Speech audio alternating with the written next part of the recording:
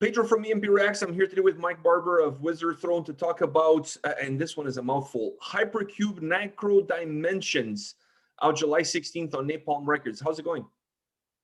Yeah, good, thank you. Yourself? Not bad, not bad. Let me start off by asking you this. Who or what was the catalyst to get Wizardthrone into the minds and ears of all of us? I think a few of us had been sort of tossing around this idea simultaneously of doing like a kind of extreme metal project for a while. I've known Chris for a long time now, and we've always sort of discussed doing something together. Me and Eric, our drummer, were on tour last year with Glory Hammer and Necrogoblicon, and I knew he was a pretty good drummer, so I said, hey, me and Chris have got this kind of rough idea to play something with blast beats. Do you want to be a part of it? And he was interested. So I went home after the tour. I wrote a song and I sent it to Chris, and he was like, yeah, this is cool. Then he had these lyrics lying around. He showed me them. I was like, yeah, I like the style. And me and Chris actually came up with the name Wizardthrone, like, I don't know, 10 years ago or something like this, like just joking around. We were like, that would be a cool band name. He kind of messaged the others, and we were like, yeah, let's do Wizardthrone. And everyone was like, yeah, Wizardthrone. We all got like super excited about this like stupid name. And yeah, but then it was like, we discussed it together, and straight away everyone just started writing stuff immediately. It was really kind of a really like fast process, I think. Really organic. Yeah, very organic. Do you see yourselves as a super group, or you hate that kind of designation? I mean, I guess it helps with like kind of marketing, but I mean, I don't know, a super group to me sounds like, I don't know, actual kind of famous musicians, and we're kind of like, I don't know, C-listers at best, I guess. But I don't know, I guess it works. Like, I mean, I guess there are there are people who like our bands, and it kind of, when people see like guys from X band are playing in a group of X band, then maybe it generates a bit of interest because people want to know what it sounds like. Yeah, I think you're right. It adds a little bit of a buzz. It's a good marketing tool, but I think sometimes it kind of takes a little bit away from how much work and how talented the people in the project actually are, because everybody tends to gravitate towards that name super group. You know what I mean?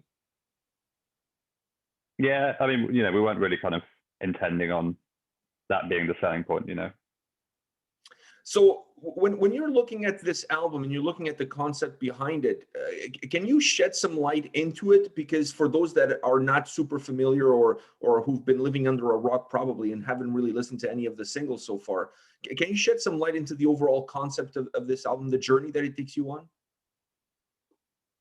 Yeah, I mean, it's not like a concept album per se, but there is like a kind of theme. The songs are kind of set within their own sort of universe, I guess. I like to compare it to the band Immortal. They always kind of had their own little kind of universe, and there wasn't really like a kind of a big overarching storyline, but you knew that everything they were singing about, one song would be about, I don't know, whatever, and another song would be about something, but you always kind of knew it would be happening within this world. And so I guess the world we created, the universe we created, is like this weird sci-fi kind of technological, I don't know, like post-apocalyptic insanity where people are like traveling between worlds and dimensions, and normal rules don't apply. But really, the only reason we came up with this kind of idea was because we knew the music was going to be pretty crazy, and we needed a crazy idea to kind of go on top of it. The music is the focal point. With so many creative minds, and you touched this already, but with so many creative minds on this band, I mean, you guys, all of you, have so much creativity in what you do with your own bands. When you bring all of you guys together, was it difficult to iron out the roles within the band in terms of putting the record together, or was everything a little bit smoother than perhaps it would appear? Yeah, not really. Initially, I was kind of writing a lot of the music and like bringing the ideas. Like everyone kind of sent ideas from the start, and I would kind of say like, this works, and in the beginning, it was really me and Matt, the other guitar player, were kind of bouncing stuff backwards and forwards until we had a sound. And Chris was kind of pretty hands off, apart from like, you know, if we were like maybe getting stuck at a point, we were like, where is this going? He would kind of be like, why don't you try something like this idea? And then once we had like a few songs kind of written and there was like a clear idea of the sound, then Jake and Chris both stepped in and started like kind of bringing riffs and ideas as well. So I think initially, you know, they just kind of left me and Matt to do our thing until, you know, then we, you know, it wasn't like everyone was kind of fighting for like, oh, it has to sound like this and this and this. You know, we kind of settled on a sound and everyone knew where to work. So who's responsible for the intergalactic size names of the tracks on this record? Some of them were Chris and some of them were me. And actually, yeah, one of them was Jake, our vocalist. He came up with Forbidden Equations Deep Within the Epimethean Wasteland. That was Jake. That was his. All right. Because I was like, wow, these song titles are, the song title alone requires a lot of imagination and creativity on the song title alone, never mind what comes behind it. So I was just really interested to see. I think maybe the idea for that even came from Eric, our drummer, actually. When we were in the very beginning, we were just sort of tossing ideas around for like what the band should be and what is Wizardthrone and stuff. And I think he just said something like, oh, you know, we need to be like Nile, you know, where they have like 20-minute long song names, where they have like 2-minute long songs, you know, like you can fill up an entire CD liner just with the name of like one song. And then I think I wrote, I can't remember the title. I came up with Coalescence of Mass in the system known as Markarian 231 or something like this, and everyone was kind of cracking up, and they were like, yeah, what was one of the most difficult things for you guys during the process of putting this record together? Did the pandemic affect you guys at all, or not really? Yeah, I mean, both positively and negatively, really, because we didn't have. We all live in different countries. All three of the guys from the USA. Matt lives in Sweden. I live in the UK. So we couldn't really get together, and you know, as you would with a normal band. But also, there was no real distractions. I mean, the UK, and I think at times the US, parts of the USA as well, we had like lockdown. So there's nothing else to do. Basically, we couldn't even see our friends or family. You know, just kind of stuck at home. And so I just kind of used that time to, you know, 7 or 8 hours a day, just kind of writing music, and pretty much nonstop, like 2 or 3 months ago. Oh wow! So I mean, when it came to actually writing the record, you know, it was kind of helpful, because if we'd have been busy doing festivals all summer, I don't know, maybe it would have taken like 2 years or something, you know.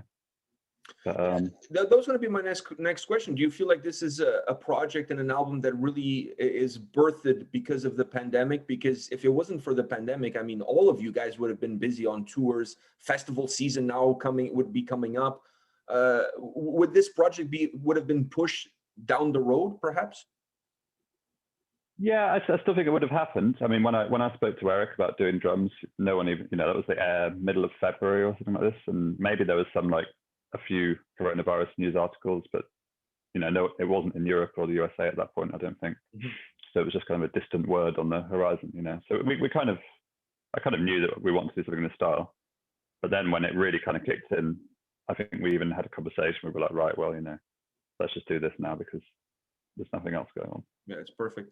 I want to get into the meat and bones of the record. And the first question that I have for you is about the fluidity of the album. I love how fluid the record is from track to track. It really has a nice balance, but it also has this nice, very continuous approach. Like, you don't have to labor as a listener to move from song to song. The record kind of does all the work for you. What do you attribute to that? Is it the track listing that you guys chose for it, or is there something within the soundscape that really helps that smooth transition from song to song? Yeah, I would say once we had like obviously we tried to make every song sound kind of different anyway, but once we had like 3 or 4 songs, then we kind of we almost kind of chose like titles and track listing before some of the songs existed. So we knew that, for example, there would be like a long final song, and so to kind of make that flow better, we thought, okay, well, the song before the final song has to be kind of really short and thrashy and, you know, punchy. Otherwise, it's just going to be boring if you've got all these like long tracks kind of following on from each other. So yeah, but there were definitely 2 or 3 songs which were, we just had like song 8, long song in like a text document, and we would try and write to sort of fit, approaching the album sort of top down, if that makes sense. So we wrote the songs to fit the album, definitely, rather than just kind of write a load of songs and be like, okay, well, this is a record now, I guess, Yeah, no, we got to figure out how to put it all together. Yeah. So yeah, I think we tried to approach it with flow in mind. The narrator was another element that I really enjoyed, because it really helped, for me at least, it helped the flow of the songs. It kind of gave me a sense of guidance in terms of where I was within the tracks and where I was within the record. Was that the purpose that you guys had for the narrator to be used throughout the album, or was there another thing behind it? No, it was more Chris's favorite band of probably all time, I think, is an old British band called Balsagoth. And when it came from the like some of the music, but mostly the lyrics, they were kind of the #1 influence, I guess. And they sort of had this way where they'd use like a lot of black metal vocals, but then they'd be broken up with this narration, and that would kind of, I guess the scream vocals would be kind of from the perspective of like a character normally, and then the narration would be kind of elaborating on the story within the track. And we didn't really follow that formula too much. We just kind of did it where we see fit. There's not really that many characters, I guess. But I mean, it was just a tribute to them. Chris was like, I love that band, and we have to do this. And we were like, yeah, it makes it different, Yeah, it really made the album feel different. And in my opinion, it actually made the album move better. It gave me something that allowed me to understand, because there's a lot of elements. I mean, this album, there's a lot of layers. The sound is big. It has big sound. So sometimes it would be easier for me to just get lost within the song, but the narrator kind of like pulled me back in and kind of gave me a sense of grounding me within the album. Yeah, that's cool. Yeah, so it was a really nice, I thought it was a really nice little caveat that you guys threw in onto this record that I thought was just really well done. I really enjoyed it. Oh, cool. I'm glad to hear that. From your side, as far as the guitars go, did you have a game plan coming into this album in terms of what you wanted them to sound like or to feel like on the record? Yeah, kind of. I've always played in kind of extreme metal bands, but they're always leaning. It's never really been my kind of taste. I've just ended up in these like really heavy death metal bands or like a really serious black metal band, and I can play that kind of stuff, but it's not like me. I guess I got into metal through like, I started playing guitar because of like Ozzy Osbourne albums and stuff like this, and kind of 80s metal and Yngwie Malmsteen and stuff like this. And then when I got to like my early teenagers, I had like Arch Enemy and Children of Bodom, and they were sort of following the same formula, but it was just heavier. It's still like kind of riffs and melodies and stuff like this, but they just made it heavier and more extreme. And I never had the chance to kind of write that style of music because I was just always playing in someone else's band. So I was like, okay, well this time, we're starting the music from scratch, and I'm going to do things exactly how I think they should do. Yeah, no one's going to stop me. You're behind the steering wheel. You have full control. You have full creative control. And it was kind of, I mean, and the other guys did write music as well. But luckily, we all kind of share a pretty similar outlook, so it wasn't difficult to, mesh the riffs together. It's kind of hard to tell sometimes whose ends and where another begins because the style's so kind of similar. It works. But like you said, it must have been nice for you to have an opportunity to finally do something that you've wanted to do for a long time. You just never really had the outlet for it. So this must have been an extra added bonus of putting this whole project together. Yeah, definitely. You talked about Beyond the Wizardthrone, the last song of the album, around 14-minute mark. Mm-hmm. And I have to ask you this, was this Jake's brainchild? Because we all know how much Jake likes these epic 15-minute, 20-minute, 25-minute songs. Should I blame Jake for this track? Not that the track is not good. I'm just talking about in terms of the length. No, actually, it was my idea, but the original idea was quite different. It was going to be like, I just said to the guys, we have to end with like the most ridiculous song possible, and I think the original idea was too ridiculous. It was about like kind of Aztecs and started with like kind of jungle sounds and stuff like that. And luckily Chris and Jake were like, actually, you know, this is like a really terrible idea. And so I'd started making this demo, and they listened to it and they were like, this is really awful, you know, we're kind of worried about this song. And I was like, okay, I'm just going to start from scratch, you know. So I had a couple of other things lying around, and then actually Jake composed the end to the track, the final segment, the kind of chilled out part. Originally, when we were writing Frozen Winds of Pharaxia, which was the first single, you know, we kind of got to the end of the song and we were like, you know, we need something. Jake, you haven't really gotten too involved yet. Do you want to write an ending for the song? And he wrote the end of Beyond the Wizardthrone. And we were like, doesn't really work with this track, but that's a really, really good idea. So, you know, we want to use that for something. And then when we started working on this song, I remembered that idea, Jake's idea, but it was quite short, you know, it was only like 20 seconds long. And I was like, can you stretch this out to be like, I don't know, 2 or 3 minutes? And he just made it kind of evolve and just kept getting bigger and bigger. And then he was like, well, how about this? So we were like, oh my God, this is like literally the greatest riff ever, you know. That was everyone. Matt composed quite a bit of it as well. Chris composed some of it. We even had Evan from Wilder Run. He did a bit of clean vocals on the album, but he also composed I think 2 or 3 riffs for that song. Oh wow! So it was a real joint effort, I guess. Yeah, it's a great song to finish the record on that note, because I think if you guys place that song anywhere else in the album, it's not going to work. It's just going to it's going to be too much of a hill for you to climb over before you get to the next tracks. But at the end of the record, it almost offers a little bit of a synopsis of everything that the album had to offer up until that point. Yeah, that's exactly what we were going for. It was like the kind of condensed, because the rest of the album, you know, the songs kind of change styles quite quickly. And so for this one, we were like, right, you know, the intro is going to be like the kind of black metal part, but it has to be like the most black metal part, followed by like the most power metal-y melodic part, and then followed by the craziest kind of, you know.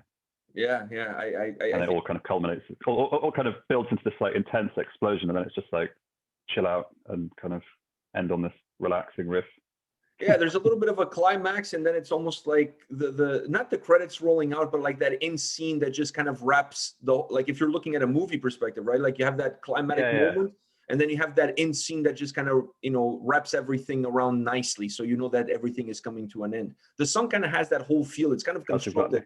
I felt the overall construction of the track almost felt like a mini movie. It has all the same momentums as you would have in a movie, if you will. Yeah, it's like built. It's got like a kind of dramatic building intro, and then it's pretty intense. And yeah, you know, I can definitely see that analogy. Outside of this track, is there a track that perhaps gave you guys a little bit of gray hair, created some difficulties, and maybe almost didn't make the record, or was the whole process pretty smooth and there's no Moby Dicks on this record?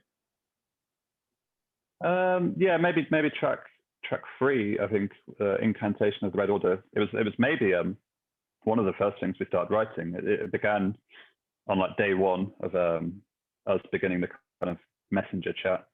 I think Jake was walking to work or something like this, and he just hummed this riff into his phone. It was like da da da da da da da, and he was like, "Yeah, Wizardthrone has to sound like that," you know.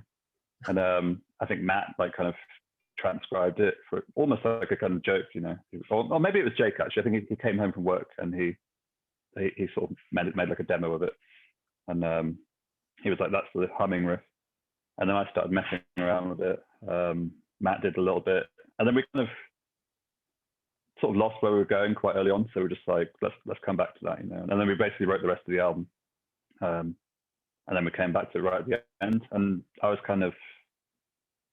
kept thinking about it in a totally different way, because the intro is quite like black metal, I think. Like, you know, there's some really heavy riffs in that song. And I really didn't want it to kind of go too far down that route, because I don't think it would have fit with the rest of the album. So I kind of just said, like, I'm kind of spent, you know, I'm done with this writing now. And Chris and Jake kind of finished it off. Wow. But now actually it's one of my favorite songs on the album. Like at the time, I can remember before it was finished, I was like, no, we just need to write a different song. And then it was finished, and I was like, actually, when I hear everything with the vocals, I think it's quite a vocal-led song. And so when I heard the kind of final mix of it, I was like, that's actually pretty cool. Yeah, it's very interesting. A song that started to be such a problem for you, and then at the end of it all, it becomes one of your favorite songs. Sometimes, Yeah, uh, yeah. you know, you have to work your way through it so much that kind of pins you down to submission. You know. Well, I think also because I kind of distanced myself from it and the other guys finished it, I don't feel so kind of connected to the song maybe. So for me, it's a bit more like I'm just listening to a piece of music I like, which is nice. It doesn't have the same negative connotation, perhaps. Yeah, well, not as much as it did in the beginning anyway. The last question that I have for you is, when you look back at this record, everything that you guys worked through and everything that you guys put into this album, what do you feel is the major strength that this record has? I just think, maybe like 20 years ago, there were a few bands sort of performing in a similar sort of style, and gradually one by one, they all kind of like split up and faded away, or whatever. And times change, and obviously music moves on and tastes evolve and stuff.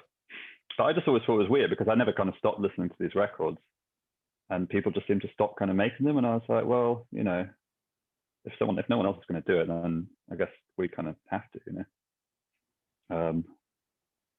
yeah. You just picked up the mantle since there was nobody else willing to do it. So I like that. I like that. Yeah, you just have to kind of do it yourself. Yeah. It's the old saying: if you want something done properly, you do it yourself. That's exactly it. Yeah. And that's exactly what you guys did. Well, Mike, thank you very much for your time today, man. I really appreciate it. All the best to you and the gang. Oh, you're welcome. With this released on July 16th on Napalm Records. And are you guys eventually going to take this show on the road? Yeah, possible? I think so. Like we have some obviously we have catching up to do with our other bands, and festivals are kind of holding on to the same lineup and stuff. But we have a booking agent already, and we're sort of talking with him about how can we fit this in with the schedule we have. And I think in future, when everything kind of calms down a bit, then we'll try and make some more time to sort of make sure we can go out and do some tours in the USA and in Europe and elsewhere. That would be amazing. So I guess I'll see you in that dimension, playing some Wizardthrone. Yeah, I hope so. Yeah. Well, thank you very much for your time. All the best. Enjoy the weekend. Yeah, man. Take care. Have a good one. Bye.